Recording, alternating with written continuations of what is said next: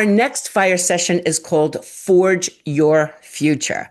Cassandra Murray is a marketing and operations consultant who helps businesses align lead generation, sales processes, and customer experience to support sustainable growth. As the founder of Unlucky Umbrella Studio, she develops people-centered processes and helps businesses create seamless customer experiences, improve team performance, and turn growth into long-term success. Hello, Cassandra. Welcome to the speaker circle and to the Girls Who Print Summer Summit. Thank you so much for introducing me. I was so excited. Like, yesterday was such a good day. So I'm really excited to be here today.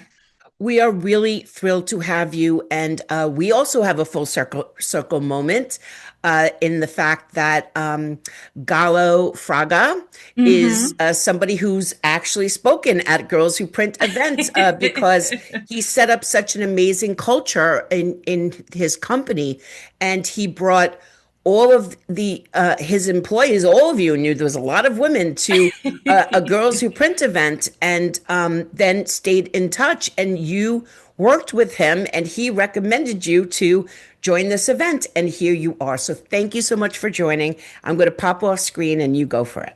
Yes, a lot of barnacle happening between me, Gallo, and Deb right now. But I really want to thank everybody for being here. And I'm going to start off with a question just like everybody else. Has there been a time in your career where your boss, your manager, the owner, whoever has come in and they've asked you to do something that was not in your job description, was a skill that you've never done before, or was somebody else's job? So essentially, like, kind of like that's not my job kind of thing. And while like I wait for everybody to kind of roll in with the answers, I want to talk about a personal story that I had. So in the early years of me being in the printing industry, I was working for a startup, and the owner had come to me and he said, "I need you to go to this networking event and work with other people and try to sell some of our services." To which my visceral gut reaction to that was, I am not, and I will never be a salesperson. Luckily, he is a good boss and said, I understand where you're coming from, but this is something that I really need you to do, which it was the truth.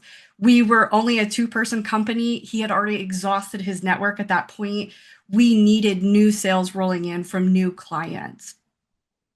So he gave me some time to think about it. As I think about it, the only thing that kept going through my head was like, this is not my job. You already have me doing all these other things. Like, why are you having me do something else that I do not want to do whatsoever? But as I thought about it more, the next thoughts that started to pile in was, well, I would rather be uncomfortable being a salesperson and failing at that than being uncomfortable and being unemployed.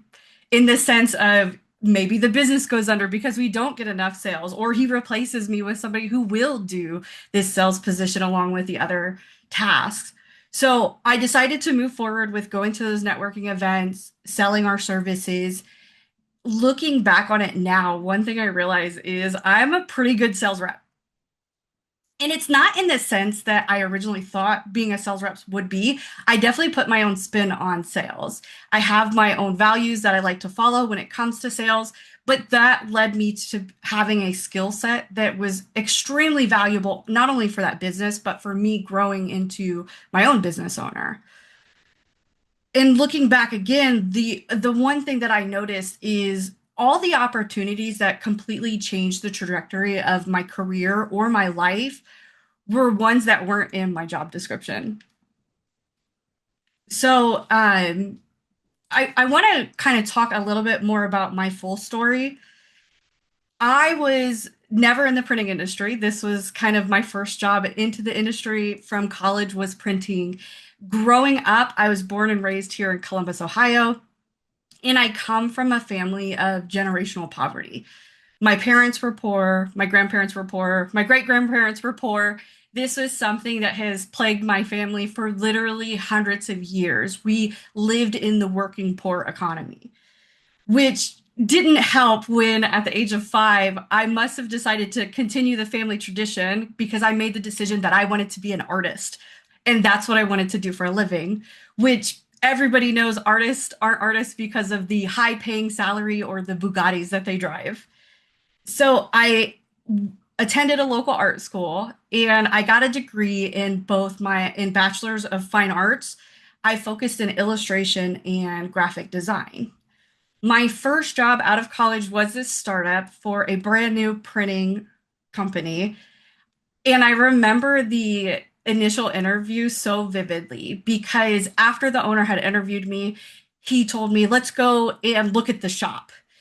We walked into this warehouse with literally nothing on the floor other than a large cutting machine and this brand new Xerox that he had just got delivered the day before. He's telling me everything about the Xerox, how it works, why it's such a cool piece of equipment. He's so excited about this large piece of equipment. And the only thing in my head is, I have absolutely no idea what this thing is that I'm looking at. But he's excited and I need the job, so I'm going to act excited too. It kind of worked out because I did get the job. But the one thing that a lot of people don't realize when it comes to working for startups or starting your own business is you don't get the luxury of wearing only one hat. I was the customer service rep, the graphic designer, the press operator, the finishing person. I did deliveries. If it was a job position within the printing industry, it was a job that I did within that company. But what was cool is as we grew and we hired new people, I was always given a choice. I had the opportunity to continue something that I was already doing and become an expert on it or refine my skills of being an expert on it.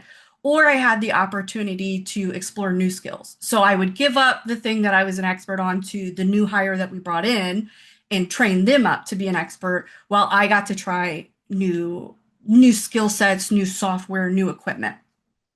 Every time I hit that crossroad, I always decided to learn the new skill set. It often felt really uncomfortable learning that new skill set, especially like in the early days, because I had to give up being an expert. I had to give up being an expert to now be a novice again at something completely new. And to be honest, it does suck. It sucked often. That is a hard thing for me to get over, right? I love being the smart person in the room about this specific, equipment.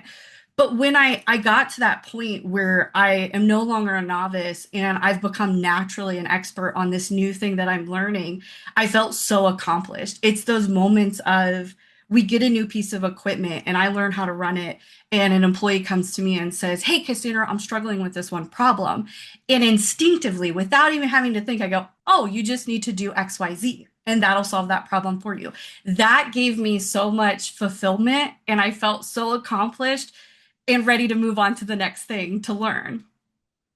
But beyond just feeling accomplished, it made me more valuable, not only for the business, right? Because I can fill in any gaps that the business needs. Say if somebody's out sick or on vacation, I can jump in and take over. It also made me more valuable for myself. It gave me so many more options of what I could do in general, not only within the business, but outside the business as well. Looking back on my career from where it started to where I am now, there are a few key points that keep recurring over and over again. One of them is the fastest way to become valuable is to become curious.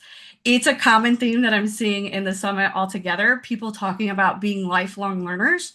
You can teach yourself to love stuff.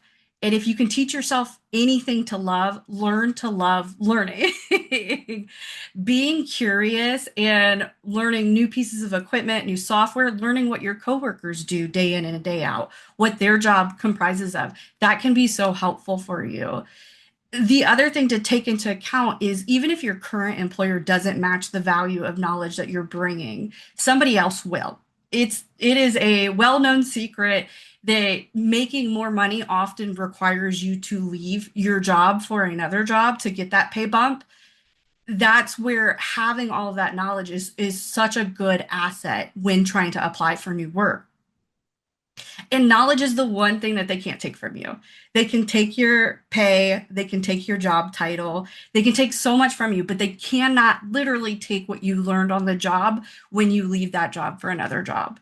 And for me personally, I feel that knowledge is what helped me escape that generational poverty that I had spoke about earlier.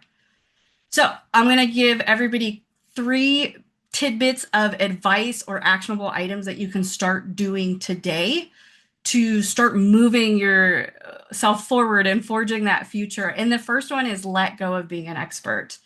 Being an expert is comfortable, and don't confuse being comfortable with success. There are a lot of jobs and people who were expert at the thing that they do that their job is now dead and no longer exists.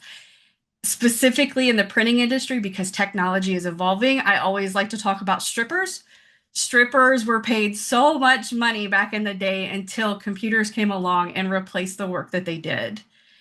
The other thing about letting go of being an expert is growth often requires you to become a novice again. It requires you to start from ground zero and learn a new skill set. The second thing I want to talk about is learn more than your job requires. Your skills are always going to compound. I got into literally everything at that previous company. I was in data analytics, marketing, design, production, manufacturing, order processing. I did all of that. And what you find is there's a ton of crossovers in those skills that you learn. The other thing to take into account is sometimes your next opportunity may pay the same. It may be a lateral move, but if that lateral move gives you upward mobility, that is a much better move than staying where you are at with no upward mobility. The other thing about taking new opportunities is you're often going to feel inexperienced. If you're applying for jobs and you go, I don't know if I'm completely qualified for this position, apply for it. Because the reality is there are so many people who are underqualified or less qualified than you that are still applying for that position. You can learn a lot of stuff on the job. If and that's the biggest thing that I would say when it comes to if you're looking to find a new career. But the last piece of advice that I would give you is to bet on yourself. Building skills gives you options. When I left that business, I had a ton of options. There are so many different career paths I could have taken. I could have gone into full stack development because I had that in my background, or in creative operations management because I had that in my background.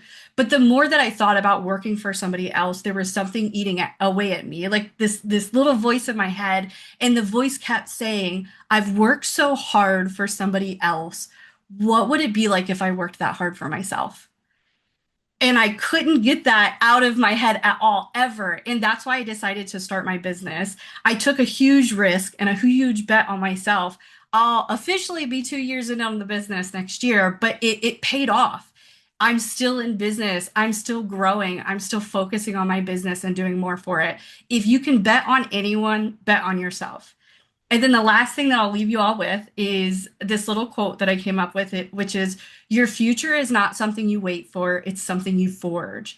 Every skill you build, every challenge you accept, and every uncomfortable opportunity you pursue becomes a part of your career you're creating. I got nothing.